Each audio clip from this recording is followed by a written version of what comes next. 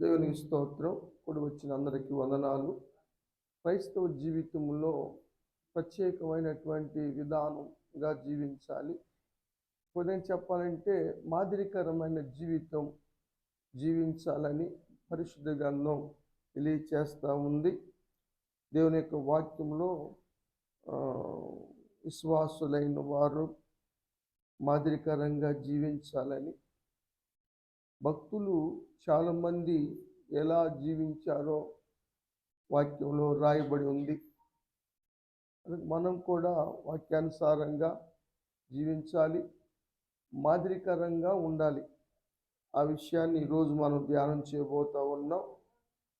అపోస్తలుడైన పౌలు గారు ఆత్మీయ కుమారుడైనటువంటి తిమోతికి రాస్తూ ఒక మాట చెప్పారు. తిమోతి మొదటి పత్రిక 4వ అధ్యాయము 12వ వచనములో మాటలోను ప్రవర్తనలోను ప్రేమలోను విశ్వాసములోను పవిత్రతలోను విశ్వాసులకు మాదిరిగా ఉండుము. పాస్టర్ గారైనా విశ్వాసులైనా అందరూ మాదిరికరమైన జీవితం జీవించాలి. మన మాటలు లోకస్తుల్లాగా ఉండకూడదు, మన ప్రవర్తన లోకస్తుల్లాగా ఉండకూడదు. మనం ప్రేమ చూపించే విషయంలో విశ్వాసంలోను పవిత్రంగా జీవించే విషయంలోనూ ప్రత్యేకత ఉండాలి. క్రైస్తవ జీవితం అన్నది చాలా ప్రాముఖ్యమైంది. ఆ సత్యాన్ని గమనించి మనమందరం కూడా మాదిరిగా ఉండాలి. సంఘాల్లో మరి పౌలు గారు చాలా మాదిరికరమైన విషయాలు చెప్పాడు. ఒక్కొక్క సంఘం ఒక్కొక్క దానికి మాదిరిగా ఉన్నాయి. వాటి మెచ్చుకున్నాడు పౌలు గారు.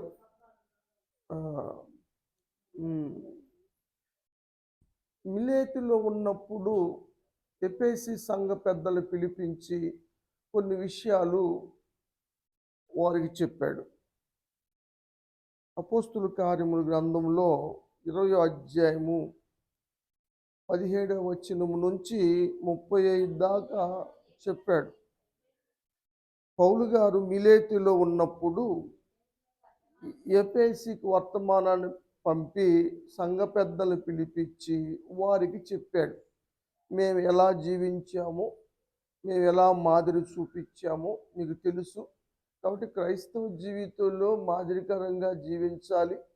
పెద్దలు కూడా మాదిరికరంగా ఉండాలి. సంఘ పెద్దలు విధానాలు కూడా బైబిల్ గ్రంథంలో ఉన్నాయి. వారు ఏ విధంగా జీవించాలి, ఎలా జీవించాలన్నవి కూడా పరిశుద్ధ గ్రంథం తెలియచేస్తూ ఉంది. వాళ్ళతో మాట్లాడాడు. 35వ అధ్యాయం వచనంలో లాస్ట్లో మనం చూస్తాం, అన్ని విషయముల్లో మీకు మాదిరి చూపితిని అని చెప్పాడు. నేను మీ అన్నిటి విషయాల్లో నేను మాదిరిగా ఉన్నాను. నా జీవితం మీకు తెలుసు. నేను భక్తి జీవితంలో ఎలా మాదిరిగా జీవించాను, శ్రమలు వచ్చినప్పుడు ఎలా జీవించాను, శోధనలో ఎలా ఎదుర్కొన్నాను, అన్నీ మీరు చూశారు, మీకు తెలుసు. కాబట్టి మాదిరిగా జీవించండి అని పౌలు గారు సంఘ పెద్దలకు నేర్పించినట్టుగా వాక్యం తెలియజేస్తూ ఉంది. యేసు ప్రభువు సహోదరుని యాకోబు గారు కూడా తను రాసినటువంటి పత్రికలో మాదిరి గురించి తెలియచేశాడు. 5వ అధ్యాయము 10వ వచనం.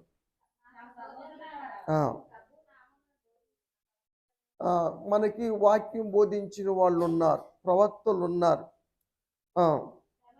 వారి శ్రమానుభవమును చూసి వారి ఓపిక, నిజంగా వాళ్ళు మనకు చెప్పేటప్పుడు ఎంత ఓపికగా ఉన్నారు, వారు శోధనలు కలిగినప్పుడు ఎలా ఓపికగా ఎదుర్కొన్నాడు, అవన్నీ మీరు మాదిరిగా ఉండాలి, మాదిరిగా పెట్టుకోవాలి.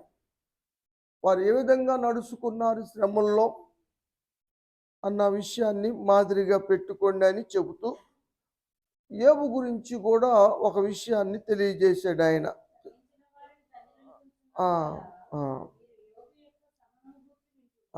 యోబు యొక్క సహనం మనకు మాదిరి అని చెప్పాడు. నిజంగా శ్రమల్లో మరి ఎంతగా సహనం కలిగి ఉన్నాడు, ఎంతగా ఓర్చుకున్నాడు, ఎంతగా దేవుని యందు భయభక్తులు కలిగి ఉన్నాడు, భక్తిని ఎడవకోకుండా, యథార్థతను ఎడవకోకుండా దేవుని మార్గంలో నడుస్తూ దేవునికి ఇష్టడుగా జీవించాడు. సుఖాలప్పుడే కాదు, మేళ్ళప్పుడే కాదు, కీడులప్పుడు కూడా దేవుని విషయంలో మనం శ్రద్ధ కలిగి ఉండాలి. దేవుణ్ణి ఎట్టి పరిస్థితుల్లో విడిచిపెట్టకూడదు అన్న మాదిరిని యోబు కనపరిచాడు. అలాంటి శోధనలు మనకు ఎదురైనా కూడా మనం కూడా ఆ మాదిరిని మనం ఫాలో అవ్వాలని వాక్యంలో రాయబడి ఉంది. కాబట్టి మనం మాదిరికరమైన జీవితం జీవించాలని యేసు ప్రభువారు కోరుతా ఉన్నారు. దేవుడు మాదిరికరంగా ఆనోకు దేని విషయంలో మాదిరికరం అంటే విశ్వాసంలో మాదిరికరం. ఆయన కొనిపోబడక ముందు దేవునికి ఇష్టడుగా జీవించాడు. మన జీవితంలో కూడా విశ్వాసంలో అబ్రహాం గారు కూడా విశ్వాసంలో మాదిరిగానే ఉన్నాడు కదా. ఎక్కడికి వెళ్ళాలో అక్కడ రాస్తాడు కదా. 11వ అధ్యాయం ఇబ్రీ పత్రిక విశ్వాస లిస్ట్ ఉంటుంది. దాంట్లో 5వ వచనమేమో ఆనోకు గురించి, 8వ వచనమేమో అబ్రహామును దేవుడు పిలిచినప్పుడు విశ్వాసమును బట్టి లోబడ్డాడు, బయలుదేరాడు. ఎక్కడికి వెళ్ళాలి, ఏ ఊరికి వెళ్ళాలి తెలియదు. దేవుడు బయలుదేరమన్నాడు, బయలుదేరాడు. అది విశ్వాసం అంటే. విశ్వాసంలో అబ్రహాము మాదిరిగా ఉన్నాడని వాక్యములో మనం చూస్తూ ఉన్నాం. అదేవిధంగా యోసేపు జీవితంలో కూడా ఏమి మాదిరి చూడగలిగారు మీరు? పవిత్రత జీవించే జీవితములోను ఇంకేమన్నా మాదిరి ఉందా యోసేపులో? క్షమించే గుణములో. ఈ రెండు యోసేపు జీవితంలో ఉన్నాయి. అందుకని యేసు ప్రభువును గురించి పోల్చే సమయంలో యోసేపును కూడా పోల్చి చెప్తారు బైబిల్ పండితులు. యోసేపు జీవితం యేసు ప్రభువారు జీవితానికి కొన్ని పోలికలు చెబుతారు. ఆయన కూడా వెండికి అమ్మబడ్డాడని, యేసు ప్రభువారు కూడా ఎమ్మికి అమ్మబడ్డాడని, వస్త్రాలు కూడా ఈ విధంగా చేశారని, యేసు ప్రభు వస్త్రాలు కూడా పంచుకున్నారని, ఇది కొన్ని పోలికలు చెబుతూ ఉంటారు. అన్నిట్లో పవిత్రమైన జీవితం, క్షమించే విషయం. ఆదికాండం 39వ అధ్యాయం 9వ వచనములో ఆయన యొక్క పవిత్రమైన జీవితం కనపడుతుంది.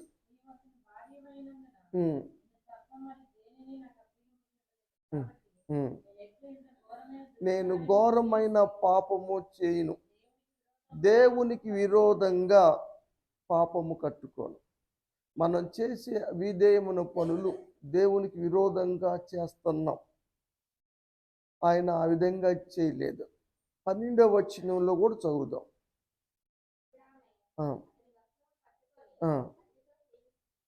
చేయనించమని బలవంతం చేసింది. పాపాన్ని విడిచిపెట్టి పారిపోయాడు. ఆయన బలవంతం చేస్తున్న వస్త్రం పట్టుకొని లాగినా కూడా ఆ వస్త్రాలు కూడా విడిపించుకొని ఆయన పారిపోయి పవిత్రతను కాపాడుకున్నాడు. కాబట్టి మనం కూడా పవిత్రతను కాపాడుకోవాలి. అది యోసేపు జీవితంలో మనం నేర్చుకోవలసిన మాదిరి అని వాక్యం తెలియచేస్తూ ఉంది. 50వ అధ్యాయంలో యాకోబు గారు చనిపోయాడు. చనిపోయాలకే సహోదరులందరికీ భయం వేసింది. ఎందుకు భయం వేసిందంటే మనం యోసేపు పట్ల తప్పు చేసాం, వాడిని గుంటలో పడేసాం, వాడిని బానిసగా అమ్మేసాం. కాబట్టి నాన్నలేడు కాబట్టి మనల్ని ఏమైనా కక్ష సాధిస్తాడేమో, కక్ష తీర్చుకుంటాడేమో. నాన్నున్నాడు కాబట్టి ఇన్నాళ్ళు మనల్ని ఆదరించాడు, నాన్న పోయాడు, మన మీద యాక్షన్ తీసుకుంటాడేమో అని భయపడి యోసేపు దగ్గరికి రాకుండా కబురు పంపించారు.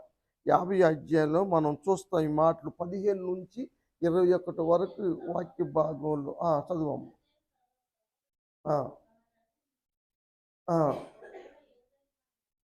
మన మీద పగబట్టి, మనం అతనికి చేసిన కీడంతటిని బట్టి మనకు తప్పనిసరిగా కీడు చేస్తాడు అని వాళ్ళు అనుకున్నారు. కాబట్టి వర్తమానం ఏం చెప్పారంటే, అయ్యా మీ నాన్న బతికున్నప్పుడు మీరందరూ సవ్యంగా ఉండండి, సక్రంగా ఉండండిరా అని చెప్పాడు.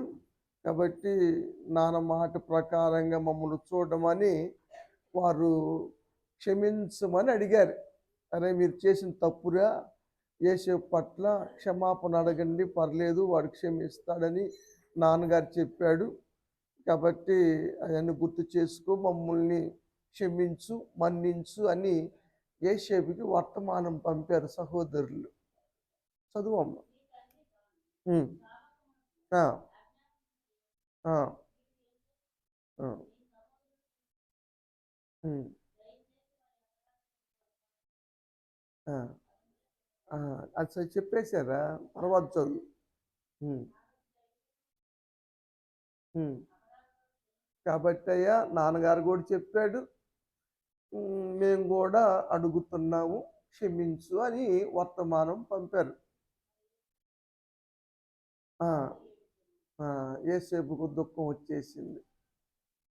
సహోదరులు ఆ విధంగా నేలకి వాళ్ళు వచ్చినప్పుడే ఏడ్చి కౌగిలించుకున్నాడు కదా. వాళ్ళు వచ్చినప్పుడు వాళ్ళ మీద కక్ష చూపించలే, వారికి భోజనం పెట్టి పంపించాడు.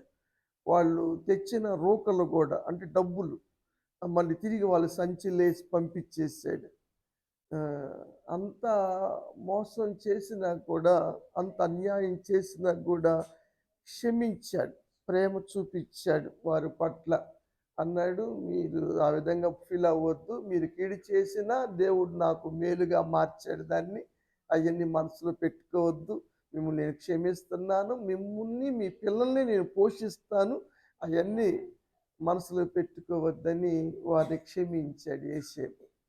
యా కదా, మనం క్షమించగలం. అలాగా క్రైస్తవ జీవితంలో క్షమాపణ అన్నది చాలా ప్రాముఖ్యమైంది. అవును. ఆ సత్యాన్ని మనం ఎప్పుడూ మర్చిపోకూడదు.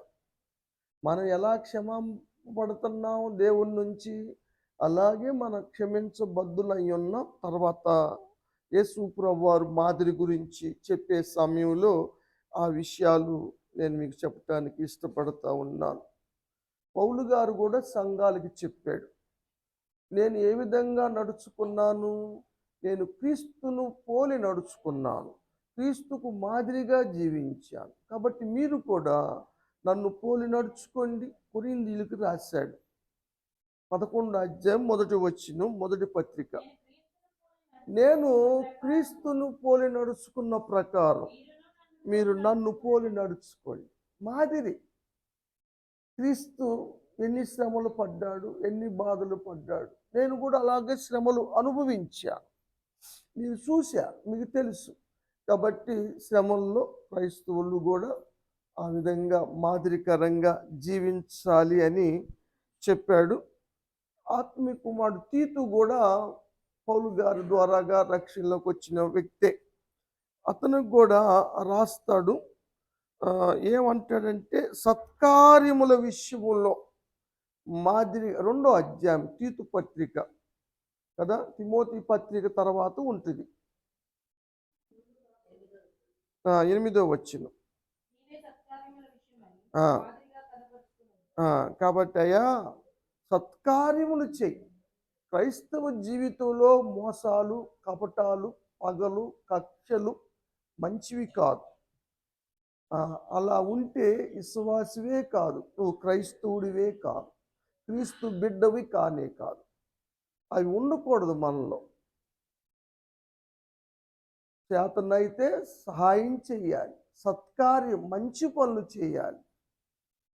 అంతేగాని ఎవరికి కీడు తలపెట్టకూడదు, ఎవరిని మోసం చేయకూడదు, కపటంగా మాట్లాడకూడదు, ఒకరి మీద ఒకరు సాడీలు చెప్పుకోకూడదు, ఒకరి విషయాలు ఒకరి దగ్గర చెప్పకూడదు. మొన్న మధ్య చెప్పాను కదా, నమ్మకస్తుడు ఎవరంటే గుట్టు దాచి పెట్టేవాడు, పరులు గుట్టు బయట పెట్టేవాడు కొండిగాడు. ఆ, కాబట్టి అబద్ధ సాక్ష్యాలు పలకకూడదు. ఇవన్నీ క్రైస్తవ జీవితంలో ఉన్నాయి. ఇవన్నీ నువ్వు కలిగి ఉన్నావా లేదా?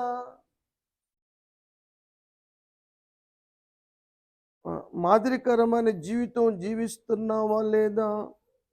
భక్తులు చాలామంది మనకి సాక్ష్యాలు ఎక్కువ చెప్పారు కనుక సమయం తక్కువగా ఉంది, 10 నిమిషాలు కూడా లేదు. కాబట్టి నేను క్లుప్తపరుస్తూ ఉన్నాను. భక్తుల చరిత్ర కన్నా కూడా యేసు ప్రభు వారి గురించి చెప్పటానికి ఇష్టపడతా ఉన్నాను. పేతురు గారు, అపోస్తుడైన పేతురు గారు ఆ, తను రాసిన మొదటి పత్రికలో 2వ అధ్యాయం 21వ వచనములో క్రీస్తు ప్రభు వారి గురించి చెప్పారు. యేసు ప్రభు వారు కూడా మన నిమిత్తము బాధపడి శ్రమపడి మనము ఆయన అడుగు జాడల యందు నడుచుకున్నట్లు మాదిరి ఉంచిపోయారు. యేసు ప్రభు వారు మనకు మాదిరి చూపించారు.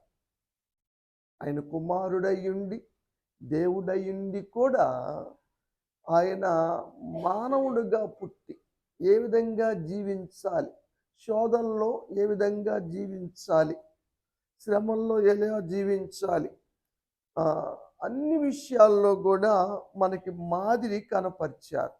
యేసు ప్రభు వారు మాదిరి గురించి చెప్పాలంటే మొదటిగా విధేయత, రెండవది తగ్గింపు కదా. ప్రతి క్రైస్తవుడు లోబడి జీవించాలి, విధేయత కలిగి జీవించాలి కదా. ప్రపంచానికే ఆయన దేవుడు, సమస్తాన్ని కలుగు చేసిన వాడు, సర్వాధికారి. అలాంటి ఆయనే ఎంత విధేయుడుగా ఉన్నాడో మనం చూస్తాం. అధికారం చెలాయించల కదా. బిడ్డలు తల్లిదండ్రులకు విధేయులుగా జీవించాలి. విద్యార్థులు మాస్టర్ గారికి విధేయులుగా ఉండాలి. విశ్వాసులు దైవజనుడికి విధేయుడుగా ఉండాలి. ఇది క్రమం, ఇది విధానం.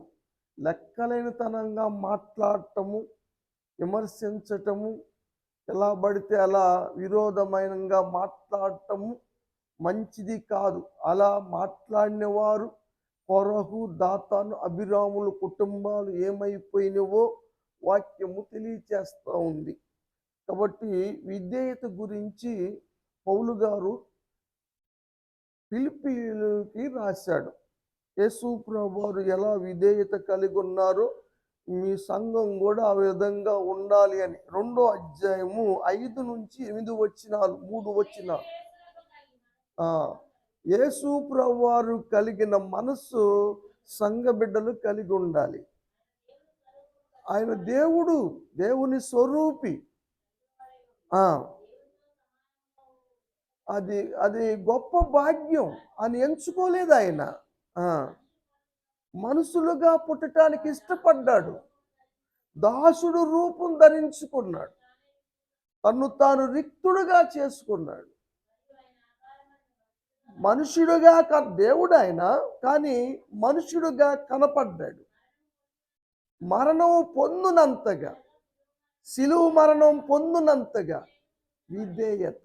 విధేయత ఎంత విధేయత తెలుసా?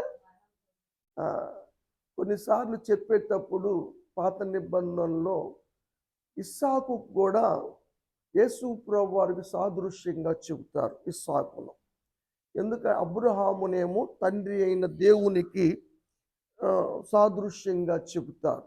ఎందుకంటే అబ్రహాము కుమారుడైన ఇస్సాకును బలిపీఠం మీద పెట్టి చంపటానికి కత్తి ఎత్తినా కూడా విధేయుడుగా ఉన్నాడు. ఎవరు? ఇస్సాకు. ఇస్సాకు 12 సంవత్సరాల పైనే ఉండొచ్చు. కొంతమంది 17 సంవత్సరాలని బైబిల్ పండితులు అన్నారు. కొంతమంది ఖచ్చితంగా 12 సంవత్సరాల వయసు ఉంటుంది. ఈయనకి 100 సంవత్సరాలు దాటిని 112 సంవత్సరాలు ఉంటాయి. ఎవరికి? అబ్రహాంకి. మరి ముసలోడే కదా, ఆయన కుర్రోడే కదా, నెట్టేసి వెళ్ళిపోవచ్చు. కొండ మీదకి ఎక్కారు కదా, మోరియా పర్వతం. నెట్టేసి పరిగెత్తుకు రావచ్చు కిందకి, తప్పించుకొని రావచ్చు. కానీ తండ్రి చిత్తానికి లోబడ్డాడు. కాళ్ళు చేతులు కట్టేస్తంటే మౌనంగా ఉన్నాడు. అప్పటికి అడిగాడు, నిప్పుంది, కట్టెలు ఉన్నాయి, బలి పశువేదని. అరే దేవుడు చూసుకుంటాడులే రాబాయ్ అన్నాడు. ఇప్పుడు కట్టేస్తుంటే అర్థమైందా లేదా నన్నే బలిస్తున్నాడని? మారు మాట్లాడా? మనం ఏదైనా చెబితే వింటలేదు పిల్లలు ఈనాడు. ప్రాణం దాకా పోలా.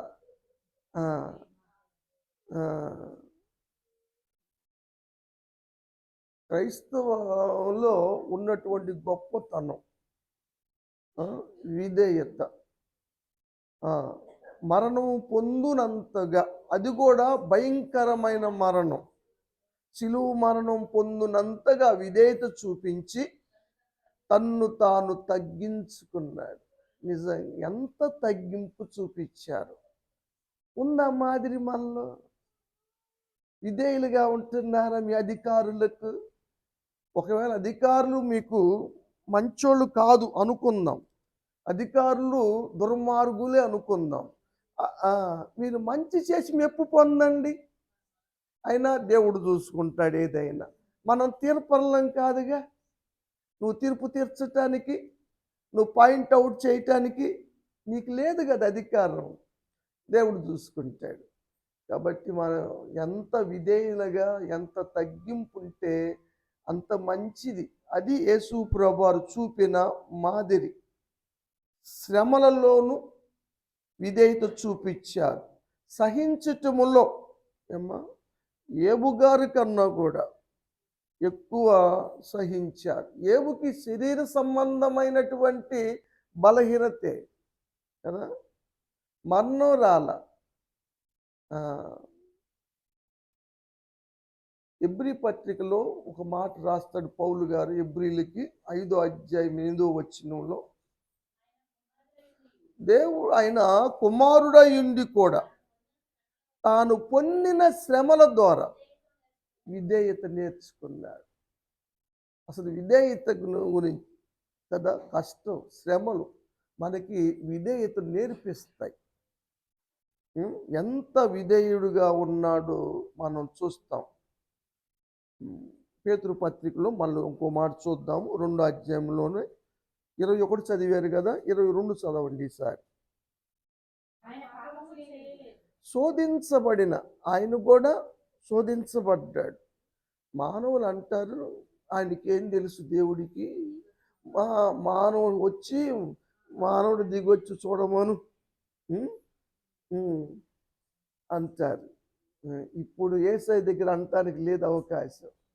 ఎందుకంటే ఆయన వచ్చి చూపించాడు, మనిషిగా పుట్టి ఏ విధంగా జీవించవచ్చో చూపించాడు. యేసయ్య పుట్టడానికి కారణం, మానవుడిగా ఈ లోకానికి రావటానికి ఇది కూడా కారణమే. మనకి దేవుని గురించి తెలియచేయటానికి. పరలోకపు విషయాలు ఎవరు చెబుతారు? అక్కడి నుంచి వచ్చిన అని చెప్పాలి. అందుకని మనిషి కుమారుడిగా వచ్చి చెప్పాడు.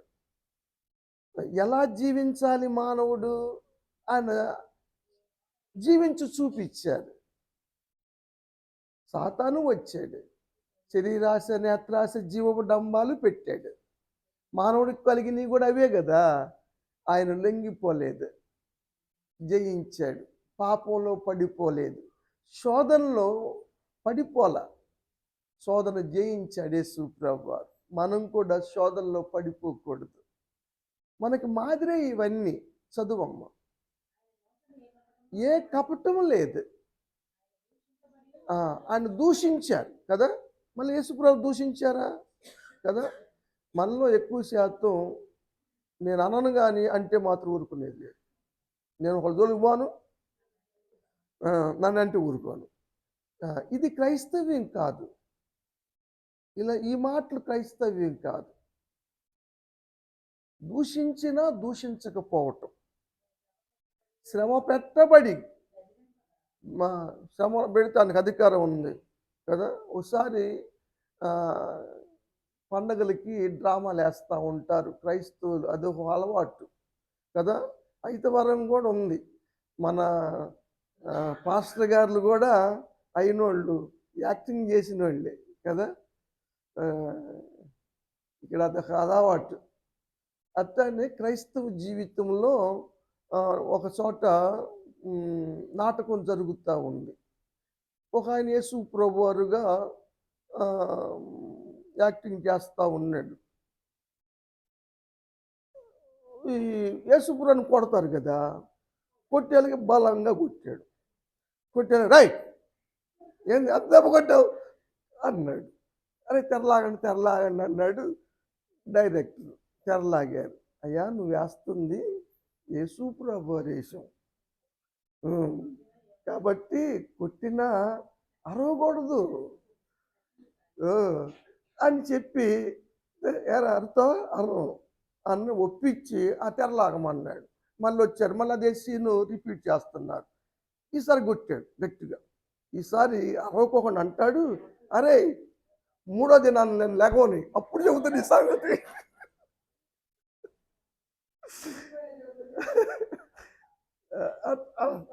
అది క్రైస్తవ్యం కాదు, అది నటనే కదా.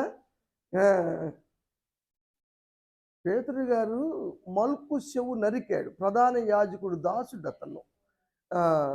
కత్తి లోన పెట్టు, నేను పిలిస్తే ఇప్పుడు 12 సైన్య వ్యూహాలు వస్తాయి. ఒక్కొక్క వ్యూహానికి 6,000 మంది సైన్యం ఉంటుంది, దేవదూతల గణాలు. 72,000 మంది వస్తారు. ఎవరు? దేవదూతలు. ఏసై సిటికేస్తే, ఏసై అడిగితే 72,000 దూతలు వస్తారు. ఒక దూత 1,80,000 మందిని చంపేస్తుంది. 72,000 మంది వస్తే ప్రపంచం లేచిపోతుంది. నేను తండ్రిని క్షణం ఏడుకుంటే 12 సైన్య వ్యూహాలు వస్తాయి కదా.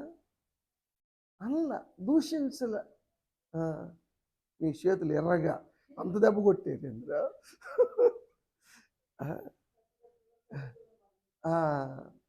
లోన పెట్టు అన్నారు. కత్తి ఎందుకు ఉంచారంటే అక్కడ ప్రవచనం ఉంది, ఆయన అక్రమకారుడుగా ఎంచబడ్డాడు అన్న పదం నెరవేర్చబడటానికి ఆ కత్తి ఉంచబడింది. సరే, ఏదైనా కూడా యేసు ప్రభువారు దూషించలేదు. కొట్టిన వాళ్ళనైనా జుట్టు లాగారు, ఉమ్మూసారు. ఎవరు సహించుకుంటారు అంతగా? సాత్వికం, తగ్గింపు. చదువమ్మ. దేవునికి తను తాను అప్పగించుకున్నాడు. మనం కూడా ఎవరన్నా మనల్ని బాధ పెట్టినా, కష్టపెట్టినా దేవునికి అప్పగించుకోవాలి. దేవుడు న్యాయవంతుడే కదా. మనకు అన్యాయం చేశారు వాళ్ళు, నిజమే, అన్యాయం చేసిన మాట నిజమే, దేవుడు చూసుకుంటాడు అన్నాడు. ఆయన పగ తీర్చుకోవటం నా పని. పౌలు గారు రాస్తాడు రోమీలకి కదా, 12వ అధ్యాయం అనుకుంటుంది. 12వ అధ్యాయం 12వ వచ్చిన ఏరియాలను ఉంటుంది చూడండి. మీరు ఓర్పు కలిగి సహింపు కలిగి ఉండమని చెబుతూ చెప్తాడు. ఆ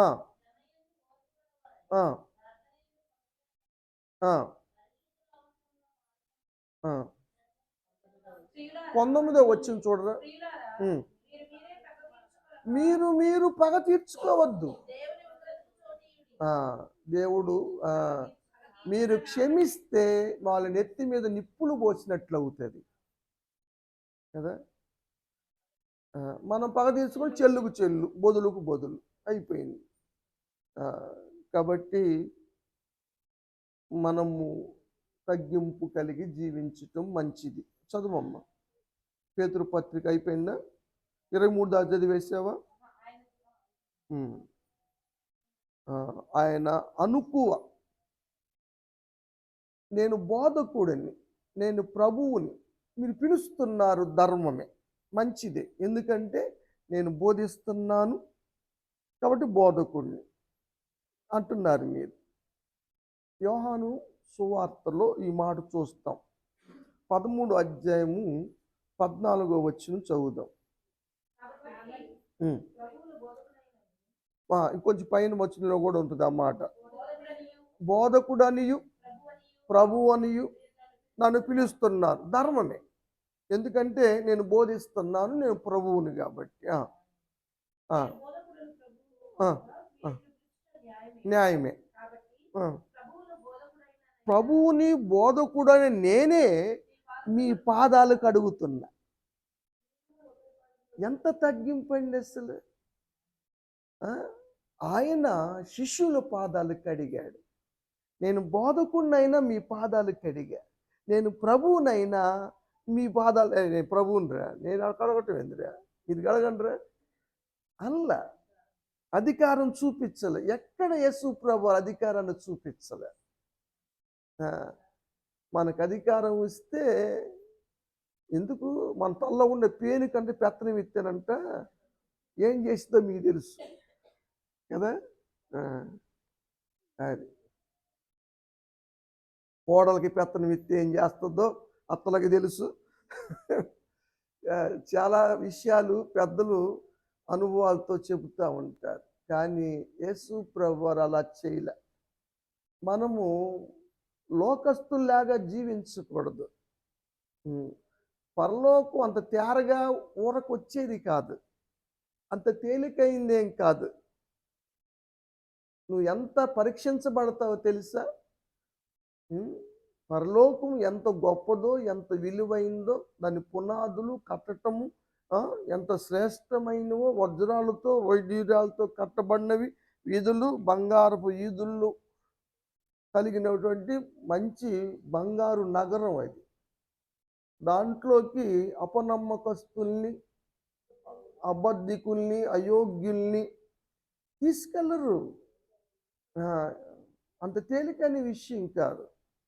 కాబట్టి గమనించండి అమ్మా, మనం ఎంత తగ్గించుకుంటే పాదాలు కడిగారంటారు. నేను చేసినట్లే మీరు కూడా చేయండి. ఇది మాదిరి. ఏంది? ఆమెకు వచ్చింది నా పేరు, ఆమె నేను పలుకోంగా. అందుకే అసలు పేరు వచ్చింది, దేవుడిచ్చింది. ఈ తగ్గింపు సమాధానపరచటానికి, నీకు తగ్గింపు ఉందా లేదా అని చూడటానికే కదా. అయ్యగారు మార్చు, ఇది క్రైస్తవ్యం కాదు. యేసయ్య ఎంత తగ్గించుకొని పాదాలు కడిగాడు. ఇది మాదిరి. అసలు కొన్ని డినామినేషన్లు ఇది ఎత్తేసారు. ఎందుకంటే కార్లు వచ్చినాయి, కోట్లు వచ్చినాయి. ఇప్పుడు ఒంగోళ్ళు కడుగుతారు కదా. మరి తెలుసు వాడు ఎలాంటి వాడో తెలుసు. మీరు 12 మందిలో ఒకడు సాతాండు అని కూడా చెప్పాడు. వాడు నన్ను పట్టిస్తాడని చెప్పాడు. నా పాత్రలో చేయి ముంచేవాడే నన్ను పట్టిస్తాడు అని చెప్పాడు. ఇన్ని చెప్పినా కూడా, ఇన్ని తెలిసినా కూడా వాడి పాదాలు కూడా కడిగాడు. నిజంగా అత మనం చేయగలమా? కావాలంటే పరిశుద్ధులను కడగమని కడుగుతా, కానీ వాడు పాపి. భోజనానికి రమ్మన్న పరిసయ్యుడు సీమోను ఆ పాపాత్మురాలు వచ్చి కాళ్ళు కడుగుతా ఉంటే, ఏందినా ఆమె చేత కాళ్ళు కడిగించుకున్నా, ఈయన నిజంగా బోధకుడేనా, ఈయన అసలు నిజంగా ప్రవక్తేనా, తెలియదు ఆయనకి అని అనుకున్నాడు. లోకా గారు రాశాడు ఈ మాటలు 7వ అధ్యాయంలో. ఏంది అలా కడిగించుకున్నాడు అంటే, యేసు ప్రభువు చెప్తాడు, సీమోను ఒక మాట నీకు చెప్పబోతున్నాను. నేను ఈ స్త్రీని చూస్తున్నావే, ఇవేం చేసింది? నేను ఇంట్లోకి వచ్చాను, పాదాలు కడిగి నీళ్ళు ఇచ్చావా? మర్యాద అది. యూదుల మర్యాద ఏంటంటే ఇంటికి రాగా నీళ్ళు ఇస్తారు. అక్కడ నుంచి వచ్చి మెసపతోమియా నాగరికతేగా భారతదేశపు నాగరికత, సింధు నాగరికత. మెసపతోమియా నుంచి వచ్చినోడే అబ్రహాం గారు. ఈపోతే నిజంగా మా ఈపురాలకి ఎంత గౌరవం తెలుసా, నేను వస్తే నేను కూడా ముంచి ఇది అంటారు. అది మర్యాదలయ్యి. నువ్వు ఇచ్చావు నీళ్ళు? ఇవ్వలేదు. కానీ ఆమె కన్నీళ్ళతో నా పాదాలు కడిగింది. తల ఎంట్రుకలు, నువ్వు టవల్ ఇచ్చావా? ఇవ్వలే. ఆమె తల ఎంట్రుకలతో కడిగింది. నా పాదాలు ముద్దు పెట్టుకుంది. అది మర్యాద. శాలేం అనుకొని ముద్దు పెట్టుకుంటారు, కౌగులించుకొని ఒకళ్ళు కదా. దాన్ని సలాం చేశారు వాళ్ళు, మనకు తెలుసు సంగతి. శాలేం అంటే సమాధానం. పడుతున్నామని కౌగిలించు అగ్గిచ్చుకుంటారా? ఆ! అగ్గు. ఆ! ఆ! అత్తరు పూసింది. విస్తారమైన పాపాలు క్షమించబడ్డాయి అని చెప్పాడు. ఆయన చూపించిన విధానానికి, ఈయన చూపించిన దానికి వ్యత్యాసాన్ని చెప్పారు. అమ్మా నీ విస్తారమైన పాపములు క్షమించబడ్డాయి, సమాధానం గల ఎల్లు అని యేసు ప్రభువారు చెప్పినట్టుగా చూస్తున్నాం. ఏమైంది? ఇంకా ఆయన ప్రేమించటంలో మనం ప్రేమించకపోయినా ఆయన మనల్ని ప్రేమించాడు. మనం పాపాత్ములమైన, అపరాధులమైన, దుర్మార్గులమైన మన కోసమైన మరణించాడు. రోమా పత్రికలో రోమీయులకి పౌలు గారు రాస్తాడు 5వ అధ్యాయం 8వ వచనములో, తన ప్రేమను వెల్లడి చేస్తున్నాడు. మనం పాపులమై ఉండగానే చనిపోయారు. మన పాపాత్ముల కోసం ఎవరు చనిపోతారు? నీతిమంతుడి కోసమైనా ఒకడు చనిపోవచ్చేమో కానీ పాపాత్ముల కోసం ఎవరు చనిపోతారు? కానీ పాపాత్ముల కొరకైనా చనిపోయేంత ప్రేమ యేసయ్యకి ఉంది. మన తల్లిదండ్రులంగా ఎన్నో కబుర్లు చెబుతాం, అంత ప్రేమను ప్రదర్శిస్తాం, కడుపు చించుకొని కక్కేస్తాం, ప్రాణం పెట్టే కాడికి వచ్చాడు లేదు. ఎవరు చెప్పినా బొస్సే.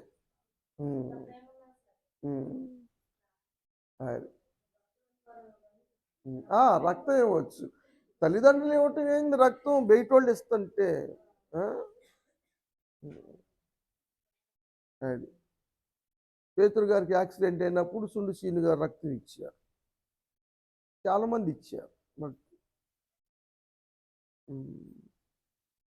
కాబట్టి రక్తం ఇవ్వచ్చు, అది ఇబ్బంది ఏం కాదు, మళ్ళీ వస్తుంది కదా. అసలు రక్తం ఇవ్వటం కూడా మంచిదంట. అది అదే ఏదైనా వచ్చేదే చెప్తారు. ఇప్పుడు గుండు కొట్టించుకుంటున్నారంటే ఎంటికలు మళ్ళీ మొలుస్తాయి అని, లేకపోతే ఎంటికలు మొలపోతే గుండు కొట్టించుకోమని ఎవరైనా కొట్టించుకుంటారేమో.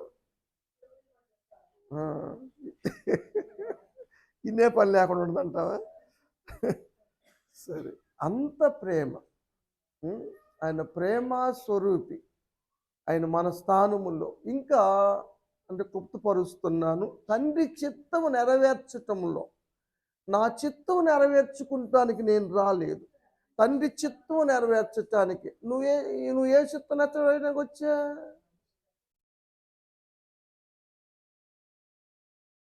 మన ఈ లోకానికి ఎవరి చిత్తం నెరవేర్చడానికి వచ్చాం, ఎవరి చిత్తం నెరవేరుస్తున్నాం? యేసయ్య వచ్చిన తండ్రి చిత్తాన్నే నెరవేర్చాడు.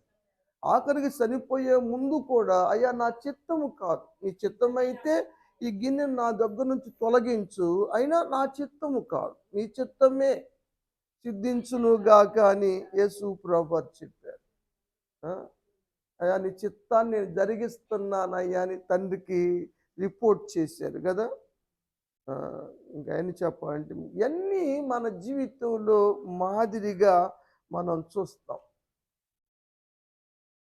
ధనవంతుడు ఎవరు చిత్తాన్ని చేసుకున్నాడు? ఎవరు ఇష్ట ప్రకారంగా జీవించాడు? అలా చేస్తే ఎక్కడికి వెళ్తారు? ఎక్కడికి వెళ్ళాడు ఆయన?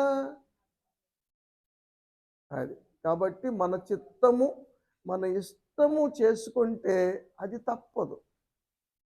అందుకని మన చిత్తాలు చేయటానికి లేదు ఇక్కడ క్రైస్తవ జీవితంలో. ఆ సత్యాన్ని మీరు మర్చిపోవద్దని మీకు నేను జ్ఞాపకం చేస్తా ఉన్నా. ఇక ప్రార్థించటంలో యేసు ప్రభువారు మాదిరి చూపించారు. ఎంత పెందల కడలేసి వెళ్ళేవాళ్ళు. మార్కు గారు రాస్తారు 1వ అధ్యాయంలో 35వ వచనం, ఆయన పెందల కడనే లేచి చీకటిగా ఉండగానే, అది మిగిలిన రోజులు ఏమో కానీ ఆదివారం మాత్రం మనం పాటిస్తున్నాం కదా, మీరందరూ పాటిస్తున్నారు, వెరీ గుడ్. ఆ, ఈ చలి బాగానే ఉంది ఈరోజు, అయినా మీరు 5ంటికి వచ్చారు. Very good. పెందల కడనే వచ్చారు, ప్రార్థన చేశారు. ప్రార్థన చేయటానికి ఏకాంతంగా వెళ్ళి ప్రార్థన చేశారు. యేసు ప్రభు వారికి ప్రార్థన టీం ఉంది తెలుసా మీకు? ఎంతమంది ఉన్నారు? ముగ్గురు. ఎక్కడికి వెళ్ళిన యోహాను, యాకోబు, పేతురు, వాళ్ళు ముగ్గురు. కొంతమంది ఆడున్నా వీళ్ళు ముగ్గురు కొంచెం ముందుకు వెళ్తూ ఉండేవాళ్ళు. ఏడకి వెళ్ళినా, యాయిరు కుమార్ దగ్గరికి వెళ్ళినా వీళ్ళు ముగ్గురిని తీసుకెళ్ళేవాళ్ళు. ఎక్కడికి వెళ్ళినా ప్రార్థన చేసి రూపాంతరపు కొండ మీదకి కూడా వీళ్ళు వెళ్ళారు కదా. యేసు ప్రభు వారు ప్రార్థన చేస్తూ ఉంటే ఆయన రూపం మార్చబడింది కదా, అవన్నీ మనకు తెలుసు.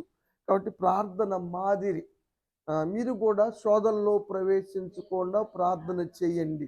ఆయన ప్రార్థన చేయబట్టే శోధనలు జయించగలిగాడు, శ్రమలు సహించుకోగలిగాడు, శిలువ మరణాన్ని జయించగలిగాడు, జయశాలిగా లేచాడు, మరణాన్ని జయించి లేచాడు కదా. ఇంకా క్షమించటములో ఇది చెప్పి ముగిస్తాను. యేసు ప్రభువారు చూపించిన మాదిరి క్షమించటములో ఏమా, ఈ పాపములు క్షమించబడ్డవని పక్షవాయు గల వానితో చెబితే ఈయనెవర్రా పాపములు క్షమిస్తున్నాడేంటి అన్నారు. పాపములు క్షమించుటకు అధికారం ఉందని యేసు ప్రభువారు చెప్పాడు. లోకాభక్తుడు రాస్తారు 6వ అధ్యాయంలో 28వ వచనం చదువుదాం.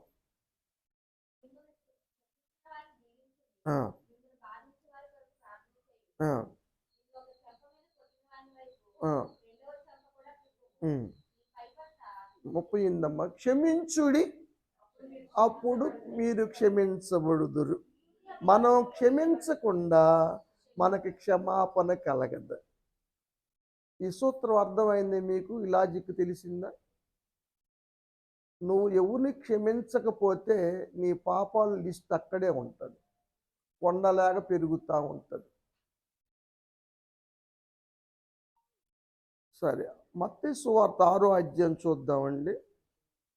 14, 15 వచనాలు చదవండి. మనుషుల అపరాధములు మీరు క్షమించిన ఎడల మీ పరలోకపు తండ్రి కూడా మీ అపరాధములు క్షమించడు. యేసు ప్రభువు చెప్పారు. క్షమించడు. మరేం కావాలి మీకు? మీకు క్షమాపణ కావాలా వద్దా? మీరు కూడా క్షమించటం నేర్చుకోండి.